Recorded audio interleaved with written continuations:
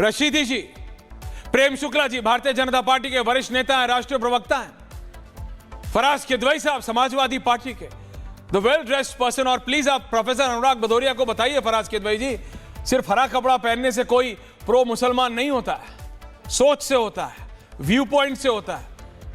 आप फराज किदवई हैं, आपको तो हरा कुर्ता नहीं पहनना पड़ता हर दिन, आप तो अलग अलग वैरायटी के कपड़े पहनते हैं, smartly dressed, nice pocket in your jacket by the way. Arvind Kejriwal क्या करेंगे सोमनाथ भारती जी? मियां को बचा के, मियां को नहीं, भारतीय मुसलमानों को नहीं, घुसपैठियों को सिवाय वोट के क्या मिलता है रशीदी जी? और जरा बताइए रशीदी जी, इसमें क्या गलत है? क्या मियां बिंदु के साथ और मियां का फर्क सही नहीं? रशीदी जी बताइए। प्रेम दादा आ रहा हूं, रत्नाकर जी आ रहा हूं, प्रेम रशीदी जी बताइए ना। ऐश्वर्या भाई जी, ऐश्वर्या भाई जी बताएं। दिल को बहलाने के लिए गालिब ये ख्याल अच्छा है। कौन सा ख्याल? ये जो आप हमें जस्टिफिकेशन जो दे रहे हैं कि मियां बिंदी के साथ और बगैर बिंदी के, ये जस्टिफिकेशन है बिला वजह का, बिला वजह का जस्टिफिकेशन है। मेरे को क्या जरूरत है आपको? सवाल ये है कि मुसलमानों के बगैर राजनीति नहीं, आप मुझे अरे बोलने दो भाई। जी बोलिए। मैं ये पूछ रहा हूं कि मुसलमानों के बगैर राजनीति चलती क्यों नहीं? क्या अखिलेश यादव से पूछिए, हिंदुस्तान में राहुल गांधी से पूछिए, मुसलमान मुद्दा है, ममता बनर्जी से पूछिए, घुसपैठ, या सिर्फ मैं सबसे पूछ रहा हूं। हाँ, अरे मैं सबसे पूछ रहा हूं। कम से कम ये आरोप आप बीजेपी तो नहीं लगा सकते, क्योंकि बीजेपी तो मुसलमानों की राजनीति ही नहीं करती। नहीं, मैं आपसे पूछ रहा हूं, कम से कम इसमें तो क्लैरिटी आपके मेरे बीच में। अब आप बीजेपी बोलिए, मैं चुप हूं, चलिए बोलिए। अरे बोलने तो दो, बोलिए बोलिए बोलिए, बोलने तो रशीदी जी आई एम क्वाइट, बोलिए। पहले जब इतना लंबा इंट्रो कर देते हैं आप, तो बीच में कुछ तो बोलने दिया कीजिए।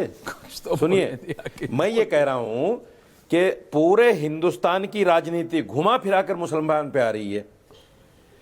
उन लोगों के बारे में कोई बात नहीं होती जो ये कहते हैं कि देश में रहना है तो जय श्री राम कहना है।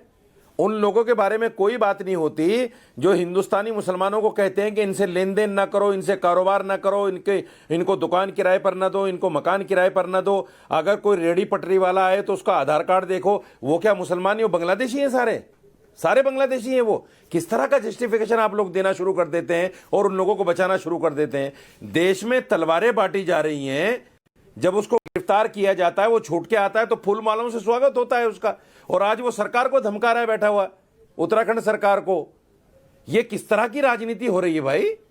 देश तलवार नहीं, अब आपने बोला नहीं, अब आप मेरे को सवाल पूछने दीजिए। प्रेम शुक्ला जी आ रहा हूं, कौन सरकार को बांट रहा है? कौन, सुनिए, कौन तलवार बांट रहा है? ये देश पहली बात, कौन तलवार बांट रहा है? किसी ने आज तक हिम्मत की आपको बोलने की? रशीदी जी प्रेम दादा को रखिए कि आपको कोई कैसे कोई किसी हिंदुस्तानी मियां को, बिंदी मियां को बांग्लादेशी बोलने की हिम्मत कर सकता है?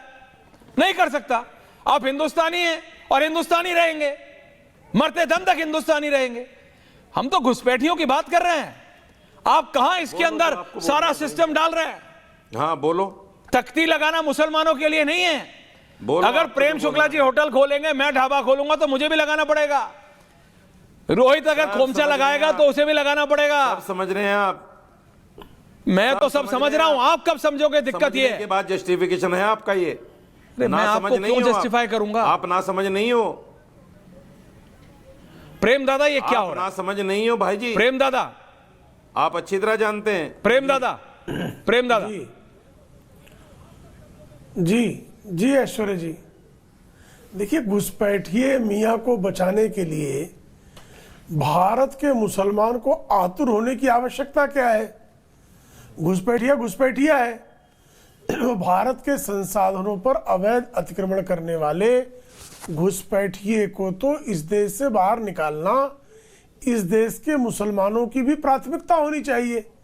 लेकिन संकट ऐसा है कि घुसपैठिए मियां को मियां कह देने पे हमारे मियां भाई लोग काहे परेशान हो जाते हैं? घुसपैठे मियां जो है वो हमारे मियां भाई लोग के कौन लगते हैं?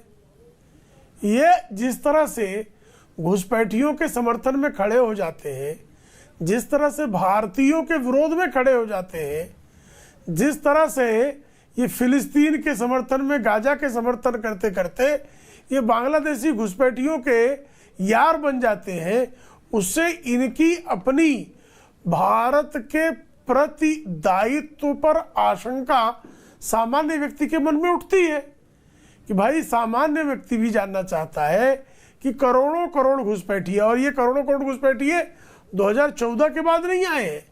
2014 के बाद तो कुछ जो है क्लस्टर्स हैं जिस पर आज कोलकाता हाईकोर्ट ने भी बाकायदा तृणमूल कांग्रेस की ममता बनर्जी सरकार को फटकारा है कि आप जो है बॉर्डर सिक्योरिटी फोर्स को कुछ क्लस्टर्स आप हैंडओवर क्यों नहीं कर रही है, और उन्हीं क्लस्टर से घुसपैठिए आज भी आते हैं। सबसे अधिक व्यापक तौर पर घुसपैठ जो है वो 2014 के पहले हुई है, और 2005 में भारत की संसद में खड़े होकर तत्कालीन गृह राज्य मंत्री श्री प्रकाश जायसवाल, जो संयुक्त प्रगतिशील गठबंधन सरकार के गृह राज्य मंत्री थे, उन्होंने स्वीकारा कि करोड़ों की संख्या में जो है घुसपैठिए भारत में आ चुके हैं। अब उन घुसपैठियों को देश से निकालने की जैसे बात शुरू होती है, उन घुसपैठियों को जैसे ही शिनाख्त करने की बात होती है, जैसे उन घुसपैठियों की जो है डिटेक्ट, डिलीट और डिपोर्ट की 3D की बात शुरू होती है, ये डर हमारे भारतीय मुसलमान को क्यों होना चाहिए? भाई फराज किदवई जी को या साजिद रशीदी जी को घुसपैठियों के प्रति प्यार उमड़ने का कोई कारण नहीं है, ये तो भारतीय है। पूछते हैं ना, पूछते हैं। फराज किदवई, रशीदी जी आ रहा हूं, होल्ड ऑन, फराज किदवई, सोमनाथ जी आ रहा हूं, रत्नाकर जी आ रहा हूं, 30 सेकंड। अच्छा ठीक है, रशीदी जी बोलिए क्या बोल रहे हैं, 30 सेकंड। फराज साहब आ रहा हूं रशीदी जी के बाद, बोलिए क्या कह रहे हैं रशीदी जी। देखिए, मैं ये कहना चाहता हूं, क्या? बांग्लादेशी घुसपैठियों के साथ हिंदुस्तान का एक भी मुसलमान नहीं है, एक भी मुसलमान नहीं है। लेकिन बांग्लादेशी घुसपैठियों का नाम लेकर जो यहाँ के मुसलमान को प्रताड़ित किया जा रहा है, और जो लोग तलवारें बांट रहे हैं, मुसलमानों पर फप्ते कस रहे हैं, उनको राष्ट्रवादी कहा जा रहा है। ये क्या गलत नहीं है? इधर अगर हिंदू है तो वो राष्ट्रवादी है, जो चाहे करे, तलवारें बांटे, फरसे बांटे, मुसलमानों को मारने काटने की अल्लाह बात अकबर करे तो करने के नाम राष्ट्रवादी पर, है। अल्लाह अकबर का नाम लेकर आतंकी हमले करते हैं। किस तरह की राजनीति? हम साजिद रशीदी जी को थोड़ा दोषी कहते राजनीति हैं। भाई, अल्लाह अकबर का नाम लेकर आतंकी हमले करने वाले आतंकियों से हम साजिद रशीदी को थोड़े जोड़ते हैं। वो अल्लाह अकबर का नाम लेकर जो आतंकवाद करता है, वो आतंकवादी अलगाववादी अलग है, मौलाना साजिद रशीदी अलग है, हम दोनों को साथ नहीं जोड़ते। आप पता नहीं क्या क्या जोड़े पड़े हैं। अभी घुसपैठियों की बात हो रही है ना, तो घुसपैठियों पर स्पष्ट लेकिन वेकिन किंतु परंतु ये पुछल्ले जोड़ने की आवश्यकता क्या है रशीदी साहब? बिल्कुल आवश्यकता नहीं है। स्पष्ट मत कि घुसपैठिया इस देश में नहीं रहने पाएगा, उसको निकाला जाना चाहिए। उसको निकाले जाने में आपको भी सक्रिय सहयोग करने की आवश्यकता है। हम सक्रिय सहयोग मांग रहे हैं, आप परेशान है किंतु परंतु लेकिन वेकिन लगाने की जरूरत ही नहीं है। भाई घुसपैठ पर चर्चा होने दीजिए। सुनो, पहलगाम हमला हुआ सारा मुसलमान सरकार के साथ में था कि नहीं था? घुसपैठियों को निकालो, सारा मुसलमान आपके साथ है, निकालो तो सही, राजनीति मत करो। सारा का सारा कहां एक आदमी को निकाला नहीं, राजनीति आप कर रहे हो उस पर। जब इलेक्शन आता है जब भी घुसपैठिए आ जाते हैं, इलेक्शन के बाद फिर घुसपैठिए गायब हो जाते हैं, पता नहीं कहां चले जाते हैं। इधर इलेक्शन है, ये बड़ा अजीब फलसफा है देश कभी नहीं गायब होते, गायब होने नहीं पाएंगे, उनको ढूंढ कर निकाला जाएगा। नहीं, घुसपैठिए का अब घुसपैठिए भाई, प्रेम भाई, घुसपैठिए बिल्कुल गायब निकालो ना, इस पर डिबेट की जरूरत भी नहीं, निकालो उसको, डिबेट की जरूरत ही नहीं। हाँ निकालेंगे ना, आप आइए ना, आप भी पकड़िए दो चार, डिबेट की भी जरूरत है। आप भी के भी आसपास दिख जाए तो बताइए। अरे आ रहा हूं ना, मैंने तो बोला है ना, मैं आपके साथ हूं, निकालिए, बताइए मुझे कहां लेके चलोगे, मुझे कहां पकड़िए आप, दो चार का पता आप भी बताइए। ये घुसपैठिया क्या सहयोग चाहिए वो बताओ, थोड़ा उसमें आप भी सहयोग क्या चाहिए मेरा वो बताओ, थोड़ा सक्रिय सहयोग आप भी ढूंढिए। अरे बताइए ना। फराज किदवई, फराज साहब प्लीज देखिए, फराज साहब मेरे को दिख रहा है क्या हो रहा है। फराज साहब सोमनाथ भारती जी आ रहे हो, रशीदी जी ना काम, फराज किदवई समाजवादी पार्टी। ऐश्वर्या जी, मैं आपके एक सवाल जो आपने पूछा था उससे शुरुआत करूंगा कि इस देश के मुसलमानों को कौन बुरा भला कह रहा है, या उल्टा सीधा कह रहा है, या पाकिस्तानी कह रहा है, शायद आपने ये बोला। मैं 3 नाम बताता हूं, उसके बाद में हम आगे बढ़ते हैं। रवि कुमार भारतीय जनता पार्टी के एक एमएलसी हैं कर्नाटका के, उन्होंने फौजिया तरन्नुम के बारे में कहा था, वो फौजिया तरन्नुम जिनको महामहिम राष्ट्रीय महोदया ने एक पुरस्कार से सम्मानित किया गया था, उनके बारे में कहा था कि ये पाकिस्तानी। गूगल करिएगा, आपको पता चल जाएगा। नीलेश राणे जो इनका मंत्री है ना, उसने कहा था कि मुसलमानों को हम मस्जिदों में घुस घुस के मारेंगे। और इनकी जो प्राची जी हैं, साध्वी प्राची जी, उन्होंने बोला था कि time to make India Muslim free. ये 3 लोगों के मैं आपको वो बताता हूं। खैर, अब आ जाते हैं टॉपिक पर।